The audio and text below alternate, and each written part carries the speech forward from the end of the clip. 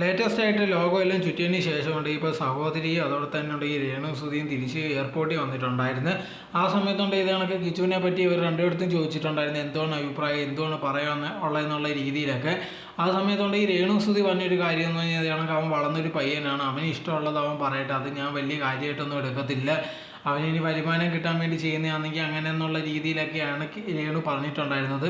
അത് കഴിഞ്ഞതിന് ശേഷം സഹോദരിയുടെ അടുത്ത് ചോദിച്ചപ്പോൾ ഇതേണൊക്കെ പറഞ്ഞൊരു കാര്യം എന്ന് പറഞ്ഞാൽ ഞങ്ങളെല്ലാം കുടുംബമാണ്, ഞങ്ങൾക്ക് കഴിയുന്ന എല്ലാ കാര്യങ്ങളും അവനോട് ചെയ്തിട്ടുണ്ട്, അവനെ സഹായിച്ചിട്ടുണ്ട്, എല്ലാ കാര്യങ്ങളും ചെയ്തിട്ടുണ്ട്, പിന്നെ വേറെ ഒന്നും ഞങ്ങൾ വേണമെന്നോ അല്ലെങ്കിൽ കിട്ടണമെന്നുള്ള രീതിയിലൊന്നും വിചാരിച്ചിട്ടില്ല, അങ്ങനെയൊന്നും ഞങ്ങൾ വിചാരിച്ച ഒരു കാര്യങ്ങളും ചെയ്തിട്ടില്ല, ഞങ്ങൾ കുടുംബം മാത്രമാണ്, അതുകൊണ്ടാണ് അങ്ങനത്തെ ഉള്ള ചെയ്യുന്നത്. പിന്നെ ഇതൊക്കെ ഉണ്ടെങ്കിൽ സാധാ രീതി ഉള്ളതാണ്, വളർന്ന ഒരു പയ്യനാണ്, അവനുണ്ടെങ്കിൽ എന്തോ ശരി എന്തോ തെറ്റെന്നുള്ള രീതിയിലൊക്കെ അറിയാമെന്നാണ് ഇവർ രണ്ടുപേരും പറഞ്ഞിട്ടുണ്ടായിരുന്നത്.